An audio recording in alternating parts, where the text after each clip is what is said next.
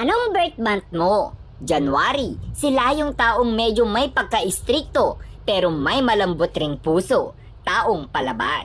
February, mga taong baliw kasama, laging masaya at laging nagpapatawa pero deep inside nasasaktan na pala. March, sila yung taong matatalino pero pagdating sa love, bobo, madalas mapol agad kahit pinapaasa lang sila. April, mga taong friendly at malalakas ang appeal. Sila'y mahilig mang-asar pero pikunin.